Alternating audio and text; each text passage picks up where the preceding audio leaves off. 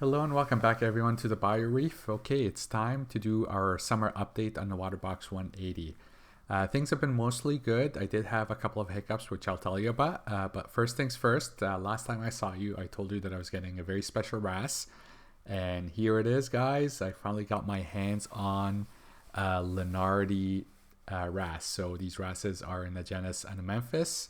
I have two others. I have a yellow-tailed tamarin wrasse, which turned male, and a blue-spotted tamarin wrasse. And now I have this beautiful Lenardi wrasse. It's still a juvenile. So you see it's got kind of black and blue. And over time, as it transitions into the female colors, the black will fade away and turn into this lovely yellow. You can kind of see it already starting to happen. I think Lenardi wrasses look gorgeous. It's when white lights, their colors are just like super electric, and they're very active fish. They like to cruise around up and down the tank, picking at the rockwork. Yes, she does lead to a few sandstorms, but I'm definitely enjoying seeing her in the tank. I did, however, have to remove my Desjardins tank. The Desjardins, I got him as a very small tank, and I kind of knew that they grow really fast and they could get a bit bossy. And he was getting to be about 4 or 5 inches, and definitely tank boss slash tank bastard. He was always kind of territorial with my other tanks and fish, and as soon as he would see the Lenardi, he would essentially make a beeline towards it and try to kind of intimidate it. So of course I had to kind of rehome him quickly because I do love these wrasses, and as much as I love the Desjardins tank, I love my wrasses way more. I was a little bit concerned about mixing 3 Anamamphis wrasses in the same tank, but so far they've been getting together really well, and they all the wrasses, including the my blue spotted leopard wrasse, my blue star leopard wrasse, they've been getting along really well. Actually, the blue star leopard wrasse and Lenardi wrasse are like buddies. They always kind of hang around together, as you see in the videos. Okay, so that's the fish update. Now I'll tell you a little bit about the problems that I've been having as we're looking at 3-month growth videos of my SPS. So after I shot my last video, I think it was the end of February, things started to kind of deteriorate. I noticed that the SPS were kind of like browning out a little bit. And then about, I think maybe 3 weeks after the video, I had 7 or 8 frags really look unhappy. Within the span of a week, I lost the Cherry Bomb, the Walt Disney, the Lady in Pink, and Jason Fox Jolt. Of course, when disaster happens, it often affects the most expensive frags. Several other colonies also looked really, really yucky, like the Fox Flame. That Fox Flame that you're looking right now was looking really, really awful. What happened was I really wasn't sure what was the issue. So I sent my water for ICP testing. And when the results came back, it showed that my salinity was really high, like 40, 41 parts per thousand. I was a little shocked by this because I was judiciously checking my salinity with the HANA salinity pen checker. And I would calibrate the pen every time I would use it to make salt water, and like on a monthly basis. And it always read 35. So when the water came back at 40, I'm like, what the hell is happening? So I quickly got my hands on a Milwaukee digital refractometer, and sure enough, it also read that my tank had really high salinity, so 40 ppts.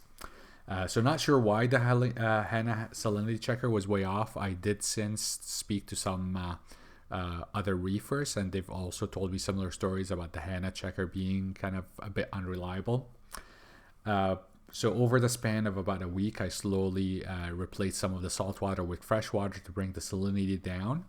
And I was actually pretty happily surprised at how well the tank recovered after this. So some of the colonies, including the Florida here, was covered in algae, and I had to kind of cut bits of it off. But then once the salinity came back to the levels that it should be, things recovered and they're slowly coloring up. The other kind of mishap is I have been dealing with like cyano, and again, this happened around the same time actually the salinity thing happened. So a few weeks after I shot the last video. And I haven't been doing much with it. Like right now, yes, it's a little bit ugly, but it's mostly restricted on the sand and bits of the rock that don't receive a lot of flow. But for the most part, it hasn't been affecting anything. The SPS have been coloring up. I'm getting good polyp extension, so I'm actually not gonna bother trying to do anything with the cyano. If anything, like just over the last several weeks, I have been noticing that there's just a little bit, they're less dense on the sand bed. So I think it's one of those problems that will probably just take care of its own over the course of time, and I think it will just burn out. So that's essentially been it. No, the frags that did kind of survive, most of them have colored up, and I have been noticing some serious signs of growth. The few exceptions, the Shazam that you're looking at, it got really, really brown and just very recently been kind of showing some signs of life. The Oregon throat, that was almost dead. I had to really like cut it down. So if you see colonies that seem to have shrunk, it's because they were affected by the salinity swing, and I had to kind of cut them down. But again, I'm kind of impressed that many of the colonies that I was legitimately considering just tossing out, they actually like have been making a seemingly full recovery. I did buy a few frags, which you're gonna see them at the end here, but I think this colony is called Loripes, and it's definitely been growing really, really well. I should probably start, making some frags.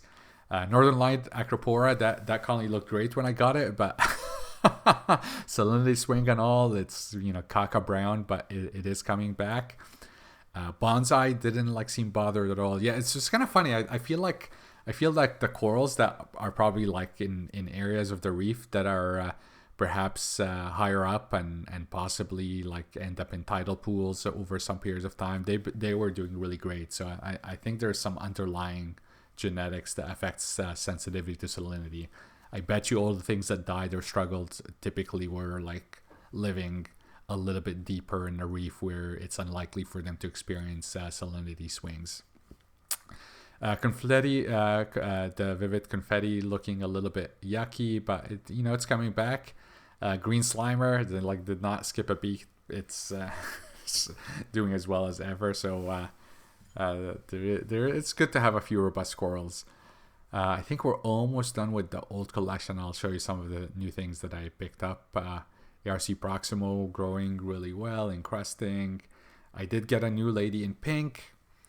I did get what's next?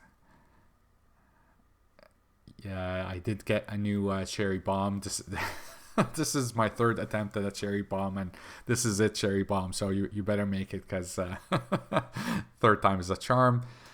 New Refract Poppy Chulo, and a couple of fancier pieces coming up.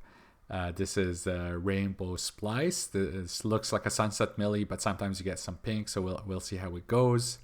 And then finally, I did go ahead and get a Jason Fox Home Wrecker. I think right now Frag Garage has a combo where if you buy the home record, it does come with a divorce lawyer for free. So there you go. And then I got an Aqua Delight, Jason Fox Aqua Delight, because I do love the colors of that, and I've always wanted to get it, and there's a spot opened up in the rockwork. So that's it, guys. Hope you enjoyed this video.